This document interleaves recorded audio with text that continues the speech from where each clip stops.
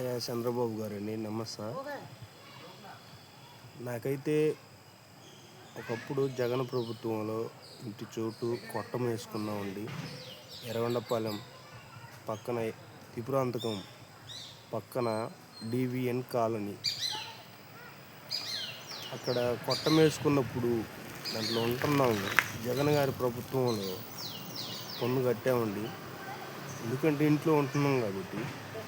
ఇప్పుడైతే అక్కడ బాతటానికి స్థలంలో కర్ర కూడా లేదు, అక్కడ మేము ఉండట్లేదు. కొత్త ప్లాట్ మాత్రమే ఉన్నది, అక్కడ పొలం అయితే ఉన్నది. పొలం వేసినప్పుడు 7 సంవత్సరాలు పొలం వేస్తే 5 లక్షలు అపోయింది, 3 లక్షల క్యాష్ అయిపోయినాయి. ఎందుకంటే కూలీలను అయితే పెట్టించాను, పొలంకి ప్రతి బాడిగలు పెట్టించాను, కానీ అక్కడి నుంచి వచ్చిన పంటకు గిట్టుబాటు ధర రాలేదు. ఇప్పటిదాకా చేశాను, ఇప్పుడు అంతా ఒక సంవత్సరం నుంచి అక్కడ వదిలేసాను.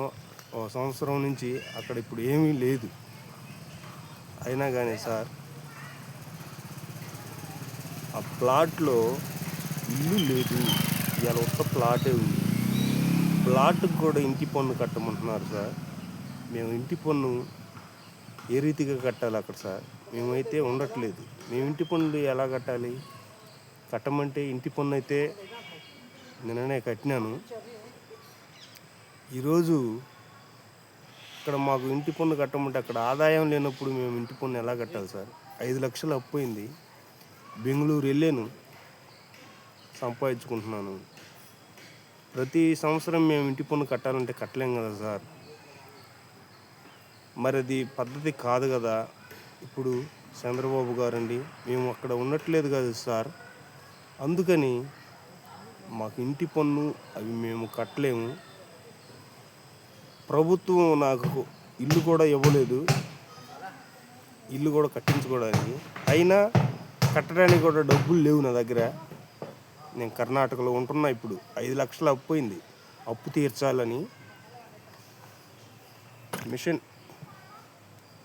కత్తులు పదును పెట్టి డబ్బులు సంపాదించి 5 లక్షలు అప్పు తీరవాలని వచ్చా. కాబట్టి మాకు ప్రభుత్వం నుండి అవి ఇవి మాకు భారాలైతే మీరు వేయద్దు సార్. ఇదే మేము మీకు చెప్పటం, మా విన్నపం, మా విజ్ఞప్తి. మాకు త్వరగా ఇల్లును కూడా మీరు ఇస్తే మేము ఇల్లు కట్టుకుంటాం సార్. నమస్కారం.